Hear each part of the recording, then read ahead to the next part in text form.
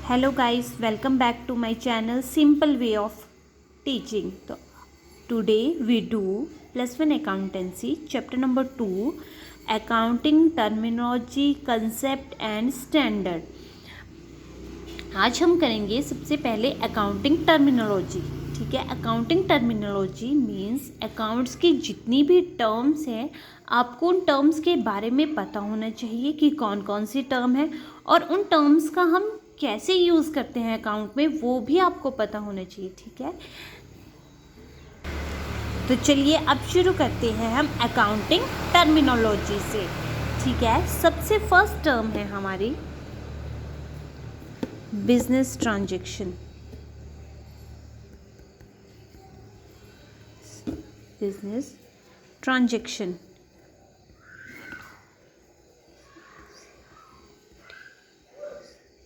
TION business transaction. Business transaction means आपके business की जितनी भी ट्रांजैक्शंस हैं, ठीक है, जो बिजनेस में आपने लेन देन किए हैं, आपके बिजनेस की जितनी भी ट्रांजैक्शन है, आपने बिजनेस में जितने भी लेन देन किए हैं, ठीक है, in the term of money, मतलब कि वो ट्रांजैक्शन जो है वो मनी में होनी चाहिए। ठीक है, मनी से रिलेटेड होनी चाहिए। उन सारे के सारे ट्रांजैक्शन को जब हम रिकॉर्ड करते हैं तो उसको बोलते हैं हम बिजनेस ट्रांजैक्शन। ठीक है, बिजनेस ट्रांजैक्शन में इसमें हमारी इकोनॉमिक एक्टिविटीज़ भी आती हैं। ठीक है, इसमें मनी को हमने जो अर्न किया है, फिर उस मनी को हमने वो मनी हमारे बिजनेस में आ रही है या बिजनेस में से जा रही है, यानी कि उसका इनफ्लो हो रहा है या आउटफ्लो हो रहा है, वो सारी की सारी ट्रांजैक्शन जब हम अपने बिजनेस में करते हैं तो उसको बोलते हैं business transaction. Okay, number two पे आ गया आपके अकाउंट्स। ठीक है, अकाउंट्स क्या होते हैं?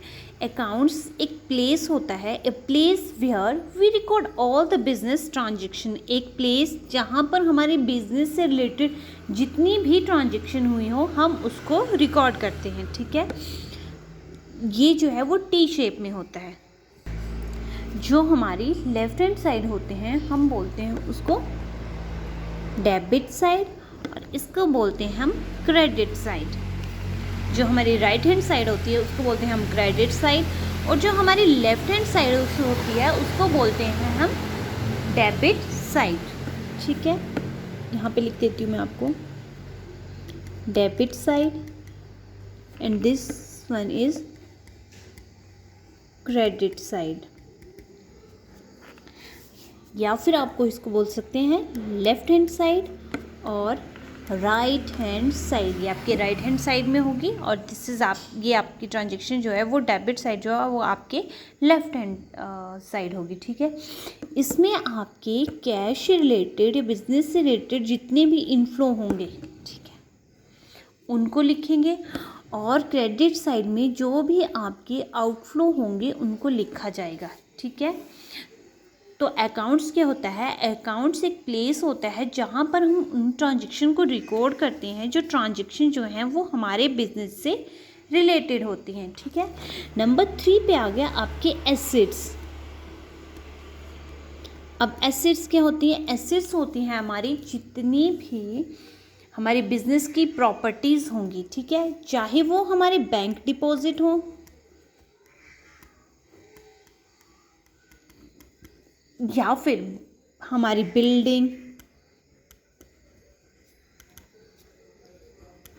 बिल्डिंग होगी या फिर हमारा फर्नीचर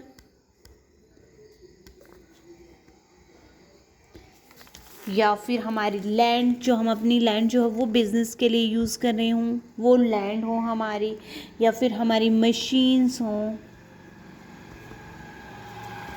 या फिर हमारे स्टॉक हों। ठीक है, वो सारे के सारे आएंगे हमारे एसेट्स में। अब जो हमारी एसेट्स है वो उसके भी आगे डिफरेंट टाइप्स होते हैं। फर्स्ट ऑफ ऑल आएगा आपका फिक्स्ड एसेट।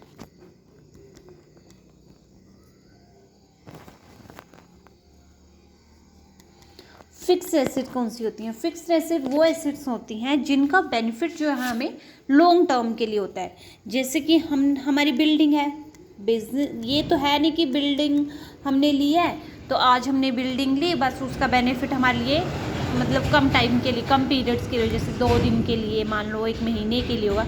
नहीं, ये जो बिल्डिंग होती है इसका हमारे बिजनेस के लिए लॉन्ग टर्म बेनिफिट होगा। फिर जैसे आपका फर्नीचर है, ये तो है नहीं कि आपने आज फर्नीचर लिया आप दोबारा कल फर्नीचर लोगे, नहीं, तो हमारा फर्नीचर भी हमारा फिक्स्ड एसेट है। हमारी लैंड हो गई, फिर हमारी मशीन हो गई, ये सारी के सारी क्या आ जाएंगी, हमारी फिक्स्ड एसेट, और इनका बेनिफिट जो है हमें लॉन्ग टर्म बेनिफिशियल होती है। ये लॉन्ग टर्म के लिए इनका हमें बेनिफिट होता है। इसके बाद आ जाएंगी आपकी बी पार्ट में करंट एसेट।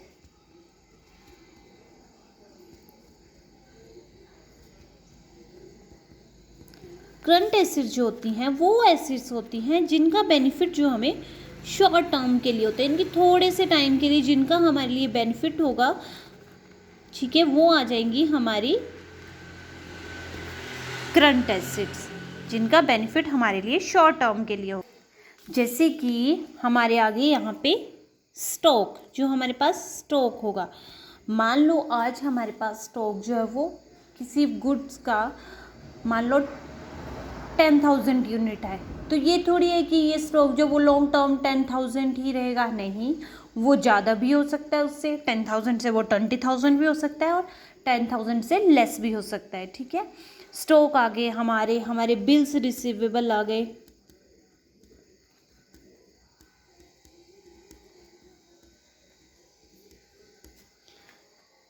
ठीक है।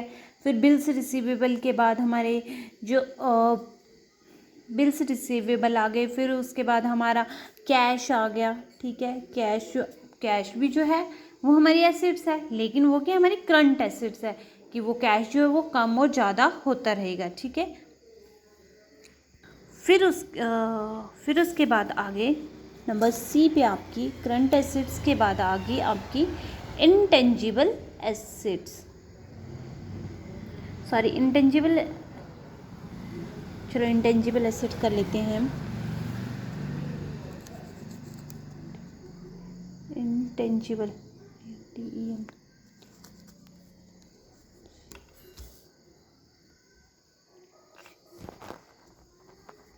इंटेंजिबल एसेट्स, इंटेंजिबल एसेट्स कौन सी एसेट्स होती हैं, ये क्या होती है, नॉमिनल एसेट्स होती हैं, ओनली नॉमिनल एसेट्स, यानी कि जिनका सिर्फ हम नाम मात्र के लिए जो हमारी संपत्तियां होती हैं, ठीक है, इसका कोई जो वैल्यू है वास्तविक वैल्यू नहीं होती है, ठीक है। इनको बोलते हैं हम लोग इंटेंजिबल एसेट्स, यानी कि वो जिनका कोई अस्तित्व ही नहीं होता है, ठीक है।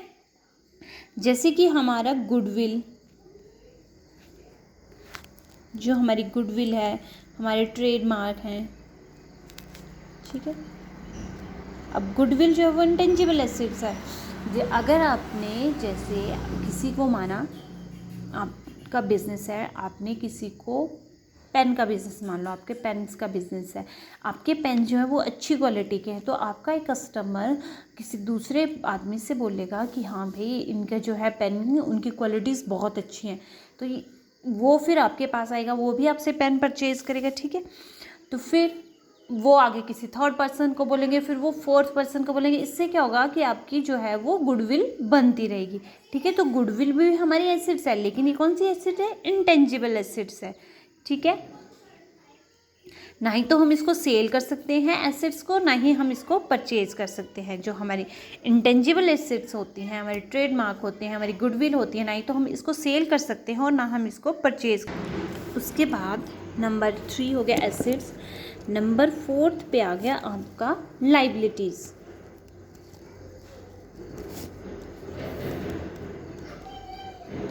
लाइबिलिटीज़, अब लाइबिलिटीज़ क्या होती हैं, लाइबिलिटीज़ जो होती हैं the amount which is the business of to the outsider, ठीक है।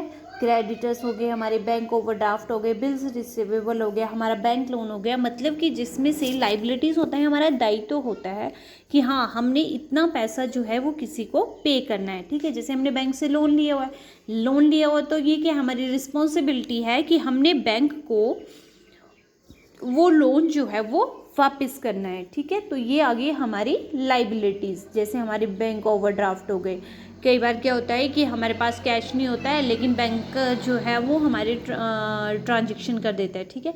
तो वो हमारा मतलब कि हमारे पास कैश है लेकिन कम है, तो बैंक उससे थोड़ा सा ट्रांजेक्शन कर देता है। हम बोलते हैं उसको आप ओवरड्राफ्ट कर दो, हम आपको पैसे जो हैं वो डाल देते हैं, ठीक है। फिर हमारे क्रेडिटर्स हो गए, हमारे लेन देन। कई बार क्या होता है हमने किसी से पैसा उधार लेके रखा होता है, या फिर हमने किसी से कोई थिंग परचेज़ करके रखी है, कोई एसेट्स हमने मान लो परचेज़ करके रखी हुई है, तो वो हमने उससे उधार में लेके रखी हुई है, ठीक है। तो वो हमने उसको पैसा देना है, तो हमने देना है, तो हम क्या हो गए, हम हो गए उसके क्रेडिटर्स। जब हमने किसी को पैसे देने होते हैं तो जो बिज़नेस है वो क्रेडिटर हो जाएगा, ठीक है। लेकिन जब बिज़नेस को किसी से पैसे आने हों, जैसे बिजनेसमैन ने किसी को उधार दे के रखा हो, तो वो पैसे जब वापस आएंगे तो उसको बोलेंगे हम हमारे डेटर्स, ठीक है। क्रेडिटर्स, क्रेडिटर्स क्लियर हो गए। एक बार मैं लाइबिलिटीज़ में आपको बता देती हूँ कि लाइबिलिटीज़ में एक तो आपकी आ जाएगी फिक्स्ड लाइबिलिटीज़, मैंने आपको डिफ़ाइन नहीं किया था, फिक्स्ड लाइबिलिटीज़, ठीक है। और उसके बाद आ जाएगी आप फिक्स्ड लाइबिलिटीज़ के बाद आ जाएंगी आपकी करंट लाइबिलिटीज़। देन आपकी आ जाएंगी करंट लाइबिलिटीज़ के बाद नॉन करंट लाइबिलिटीज़।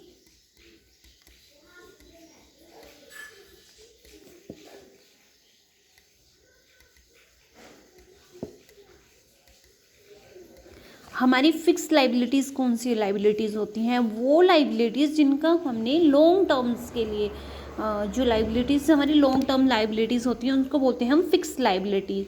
जैसे कि हमने लंबे टाइम के लिए हमने लोन लेके रखा है, लॉन्ग टर्म लोन्स हो गए, हमारे डिबेंचर हो गए। डिबेंचर जो होते हैं वो हमारे ऋण पत्र जो आगे हम डिटेल में पढ़ेंगे, ठीक है।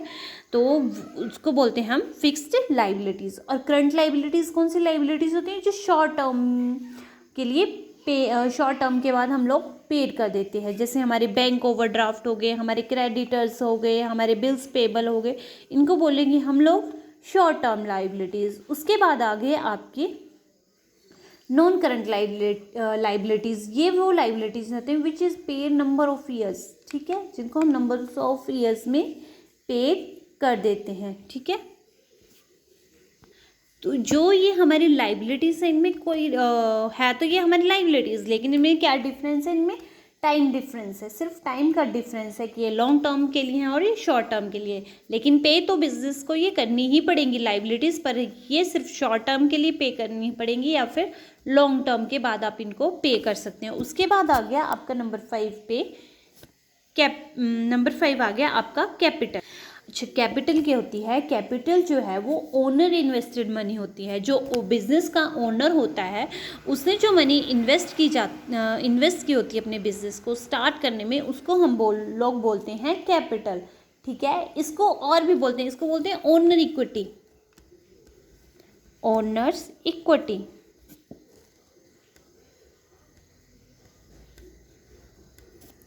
इसको ओनर इक्विटी भी बोलते हैं, या फिर हम बोलते हैं और नेटवर्थ।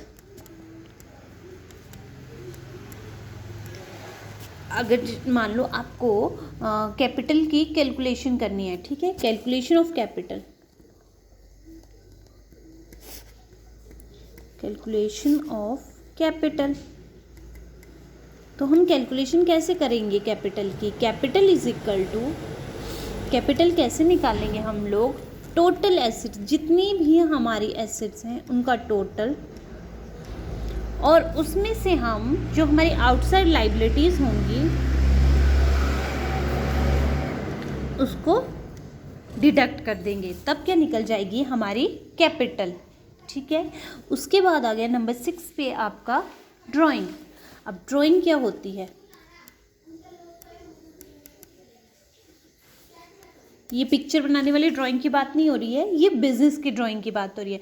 अच्छा, बिजनेस में ड्राइंग क्या होती है, जब भी कोई कैश या फिर कोई एसेट जो है वो ओनर द्वारा, जो बिजनेस का ओनर है वो अपने पर्सनल यूज़ के लिए ठीक है, अपने पर्सनल यूज़ के लिए कैश या एसेट को विड्रॉ करता है तो उसको बोलते हैं हम ड्राइंग। यानी कि जो भी वो फिर अगर उसने कैश निकाला है वो ड्राइंग अकाउंट में हम लोग लिखेंगे। ठीक है, तो ड्राइंग जो है वो पर्सनल यूज़ करता है ओनर। बिजनेस के लिए नहीं कर रहा है वो, इसका पर्सनल यूज़ कर रहा है, सिर्फ अपने पर्सनल काम के लिए यूज़ कर रहा है। उसके बाद आ गया आपका स्टॉक। अब स्टॉक क्या होता है? जो हमारी गुड्स होती हैं वो अनसोल्ड होती हैं, उनको कहते हैं हम लोग स्टॉक। यानी कि जो बच गई हमारी वस्तुएं, जो हमने मान लो हमारे पास हमने इस साल जो है वो 2 लाख रुपए की हमारी गुड्स थी, लेकिन उनमें से हमने अभी तक सिर्फ 1,20,000 ही गुड्स सेल की, तो 80,000 जो बच गई गुड्स वो हमारी स्टॉक में आ जाएंगी। ठीक है, तो उसको बोलेंगे हम स्टॉक। स्टॉक जो होता है, जो इस साल का जो स्टॉक है वो क्लोजिंग स्टॉक, जो यानी कि एंड ऑफ द ईयर बचा वो आपके पास, उसको बोलेंगे हम लोग क्लोजिंग स्टॉक। यही क्लोजिंग स्टॉक नेक्स्ट ईयर क्या बन जाएगा आपका? Opening stock.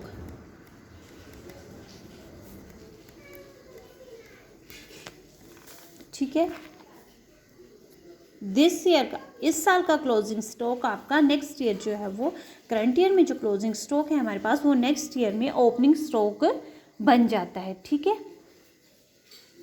उसके बाद आ गया आपकी गुड्स। अब गुड्स क्या होती है?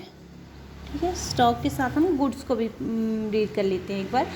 Those thing that are sold by traders are called goods. ठीक है, जो भी आपके गुड्स हैं वो सोल्ड की ट्रेडर ने, ठीक है, for the purpose of profit, तो ठीक है उसको बोलेंगे हम लोग गुड्स। ठीक है, गुड्स जो होती हैं वो 2 टाइप्स में आएंगी आपकी। इसमें एक तो आपका परचेज